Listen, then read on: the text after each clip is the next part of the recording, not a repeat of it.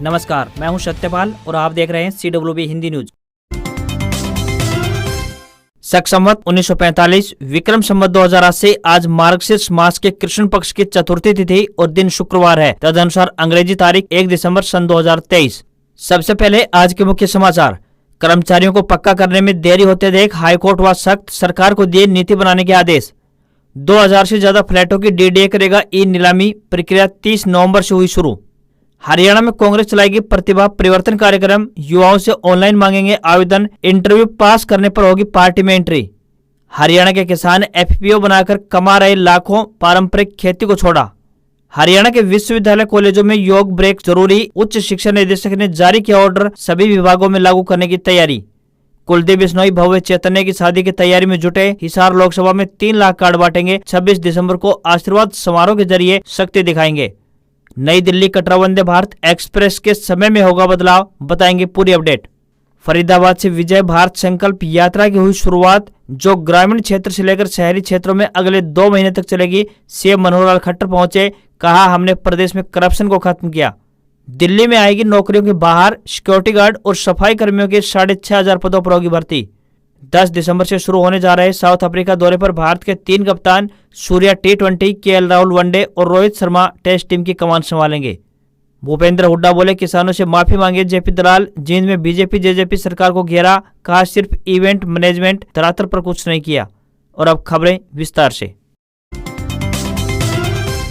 हरियाणा में गुरुवार को 6 जिलों में बारिश हुई। अंबाला में सबसे अधिक 9 mm तक बारिश रिकॉर्ड की गई। पंचकुला में बारिश के साथ ओले गिरे। मौसम विभाग का कहना है कि आज भी सूबे में मौसम का मिजाज खराब ही रहेगा। राज्य के 12 जिलों में मौसम विभाग ने घने कोहरे को अलर्ट जारी कर दिया है। इनमें पंचकुला, अंबाला, यमुनानगर, कुरुक्षेत्र, कैथल, करनाल, गुरुग्राम, मेवात, पलवल, फरीदाबाद, फतेहाबाद और जींद जिले शामिल है। वाहन चालकों को सावधानी के साथ हेडलाइट जलाकर वाहन चलाने की सलाह दी गई है। वहीं मौसम वैज्ञानिकों का कहना है कि हरियाणा में 2 से 5 दिसंबर तक मौसम में सुधार रहेगा। सुबह के समय कोहरा बिछाया रहेगा।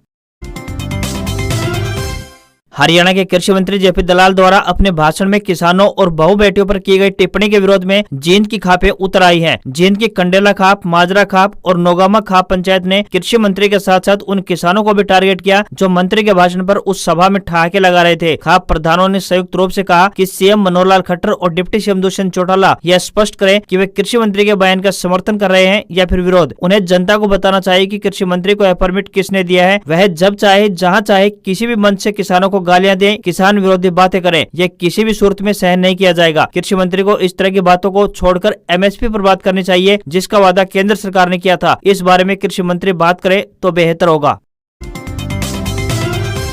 हरियाणा के जिन सरकारी स्कूलों में छात्रों की संख्या 20 या फिर इससे कम है, ऐसे सरकारी स्कूलों को मर्ज यानी कि समायोजित करने की तैयारी की जा रही है। 22 नवंबर को शिक्षा विभाग की बैठक हुई थी, जिसकी अध्यक्षता मुख्यमंत्री मनोहर लाल खट्टर ने की थी। इस बैठक में फैसला लिया गया था कि 20 या इससे कम छात्र संख्या वाले सरकारी स्कूलों को नजदीक स्कूलों में मर्ज किया जाएगा, जिन्हें 1 किलोमीटर के दायरे में स्थित दूसरे सरकारी स्कूलों में मर्ज किया जाएगा। फिलहाल ऐसे स्कूलों की संख्या 1076 कही जा रही है। दूसरे स्कूलों में समायोजित किए जाने वाले बच्चों के परिवहन का खर्च भी हरियाणा सरकार वहन करेगी।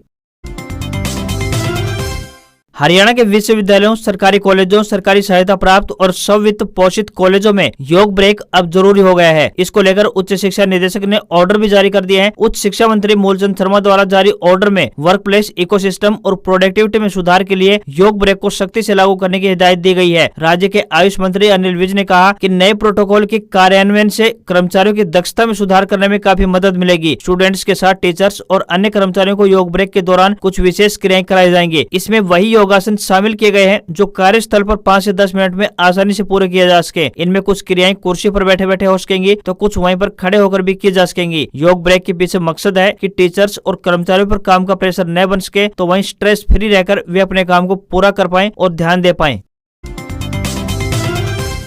मध्य प्रदेश यानी MP के बाद कांग्रेस अब हरियाणा में भी प्रतिभा परिवर्तन कार्यक्रम शुरू करने जा रही है। पार्टी अध्यक्ष चौधरी उदयभान ने चंडीगढ़ में इसकी शुरुआत करते हुए ऑनलाइन वेबसाइट का शुभारंभ किया। उन्होंने बताया कि हम प्रतिभाशी परिवर्तन कार्यक्रम की शुरुआत करने जा रहे हैं। पार्टी चाहती है कि जो लोग कांग्रेस की विचारधारा से प्रभावित हैं, उन्हें इस कार्यक्रम में जोड़ा जाए। इसके लिए लोग ऑनलाइन वेबसाइट के माध्यम से अपना पंजीकरण करवा सकते हैं। युवा जिस भी तरीके से पार्टी की सेवा करना चाहता है, उस रोल में पार्टी से जुड़ सकता है। आवेदन करने के बाद उसका इंटरव्यू होगा। सिलेक्शन होने के बाद उन्हें अलग स्तर पर जिम्मेदारी दी जाएगी। हरियाणा कांग्रेस प्रतिभा परिवर्तन कार्यक्रम के जरिए प्रवक्ता, वक्ता, social media activist, content writer आदि पदों पर भर्ती करेगी।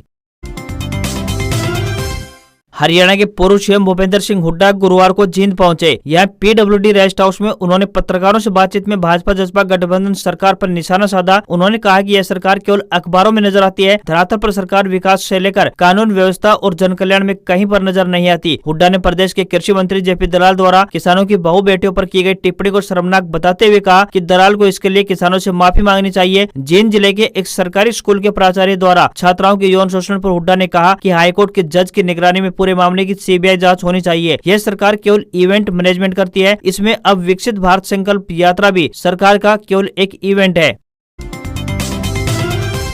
राष्ट्रीय राजधानी दिल्ली की अरविंद केजरीवाल सरकार यानी दिल्ली गवर्नमेंट ने नगर निगम की बैठक में कई अहम बड़े फैसले लिए हैं। सदन ने स्कूलों, स्टेडियमों, विज्ञान केंद्रों और सभागारों में 2,949 सुरक्षा गार्ड और 3,640 सफाई कर्मचारियों की भर्ती सहित 17 प्रस्तावों को मंजूरी प्रदान की है। सीएम केजरीवाल ने एमसीडी के इस कदम की सराहना करते हुए कहा कि इससे हजारों युवाओं को रोजगार मिलेगा। सिक्योरिटी गार्ड और सफाई कर्मचारियों की 6,589 नई नौकरियों का प्रस्ताव पारित किया गया है। निगम के स्कूलों में अब साफ सफाई के लिए अलग से सफाई कर्मी होंगे और सुरक्षा के लिए सिक्योरिटी गार्ड भी होंगे।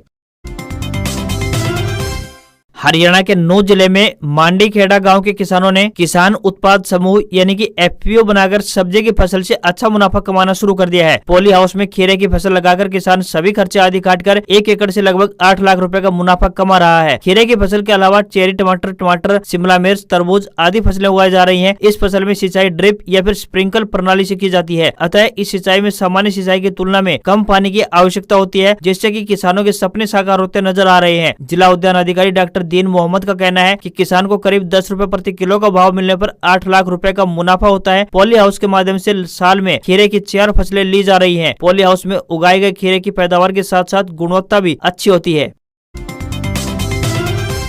पंजाब एवं हरियाणा हाईकोर्ट ने हरियाणा सरकार को एक नीति तैयार करने के लिए ऑर्डर दिए हैं, जिसके तहत वर्षों से काम कर रहे कर्मचारियों को नियमित किया जा सके। खंडपीठ ने महाधिवक्ता को बताया कि संविदा कर्मचारी अपने जीवन के 20 साल देने के बाद मर जाते हैं, लेकिन पदों की कमी की वजह से उन्हें रेगुलर नहीं किया जाता है। खंडपीठ ने सरकार को नियमित करने की नीति बनाने का आदेश जारी किया है। दिल्ली से सटे गुरुग्राम की अवैध कॉलोनियों में रहने वाले लोगों की परेशानी बढ़ सकती है। दिल्ली एनसीआर में ग्रैब के चौथे चरण के तहत तोड़फोड़ पर लगी पाबंदी हटने के बाद अब टाउन एंड कंट्री प्लानिंग विभाग की तरफ से तोड़फोड़ और सीलिंग अभियान की तैयारी शुरू कर दी गई है। बता दें कि दिल्ली एनसीआर में मंगलवार से ग्रैब का तीसरा चरण हटा दिया गया है और भवन निर्माण और तोड़फोड़ जैसी गतिविधियों को संचालित किया जा सकता है। यह अभियान फरूख नगर, पटौती, मानेसर, बिलासपुर, सेक्टर 10A के नजदीक राजेंद्र पार्क इत्यादि इलाकों में चलाए जाएंगे। तोड़फोड़ अभियान सोना, बोंडसी, ग्वाल पहाड़ी इलाके में कट रही अवैध कॉलोनी या फिर चल रहे अवैध निर्माण के विरुद्ध भी चलाए जाएंगे।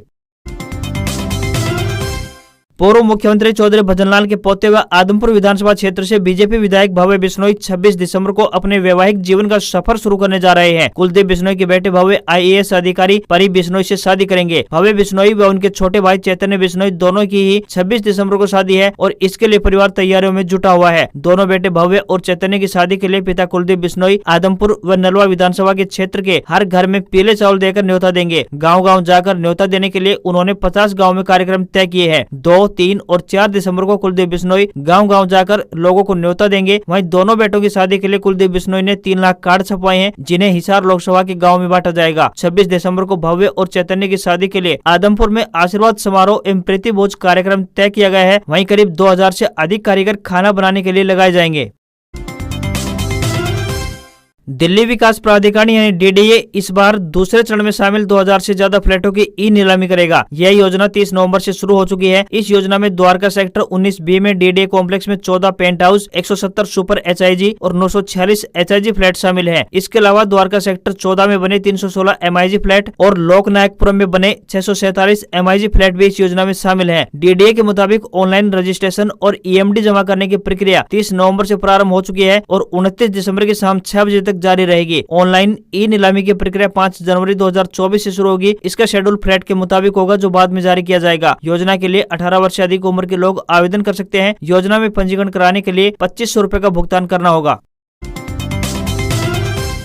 भारतीय रेलवे नई दिल्ली श्री माता वैष्णो देवी कटरा वंदे भारत एक्सप्रेस के शेड्यूल में बड़ा बदलाव करने जा रहा है। नई दिल्ली और श्री माता वैष्णो देवी कटरा के बीच चलने वाली ट्रेन नंबर 22,439 व 22,440 वंदे भारत एक्सप्रेस की समय सारणी में यह बदलाव 21 मार्च 2024 से किया जाएगा। नई दिल्ली और श्री माता वैष्णो देवी कटरा को जोड़ने वाली वंदे भारत एक्सप्रेस में 16 डिब्बे हैं। इसमें एग्जीक्यूटिव क्लास और चेयर क्लास दोनों कोच शामिल किए गए हैं। ट्रेन आधुनिक सुविधाओं से लैस है। नई दिल्ली से कटरा के बीच चलने वाली यह ट्रेन 3 प्रमुख रेलवे स्टेशनों पर रुकती है। इनमें Ambala cantt junction, Ludhiana junction और जम्मू तवी स्टेशन शामिल है। यह ट्रेन सप्ताह में 6 दिन संचालित की जाएगी।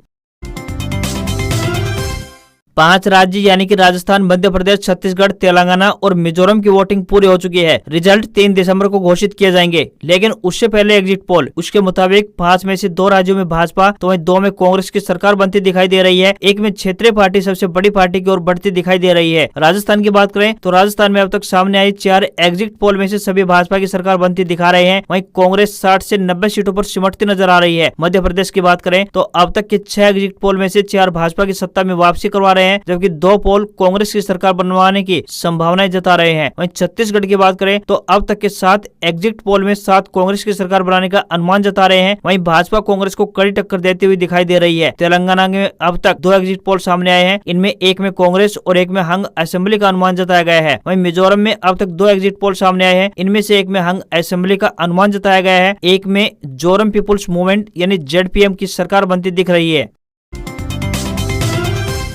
भारतीय शेयर बाजार में मामूली बढ़त देखने को मिली। सेंसेक्स 86 अंक चढ़कर 66,988 के स्तर पर बंद हुआ। वहीं निफ्टी में भी 36 अंकों की बढ़त रही और यह 20,133 के स्तर पर बंद हुआ। सेंसेक्स के 30 शेयरों में से 17 में तेजी तो वहीं 13 में गिरावट देखने को मिली है। वहीं $1 का रेट 83 रुपए 27 पैसे के स्तर पर बंद हुआ। आज खबरों में बस इतना ही। देखते रहिए आपका अपना हरियाणा का सबसे बेहतरीन news channel CWB Hindi news. नमस्कार। इसी आशा के साथ आपका दिन शुभ रहे।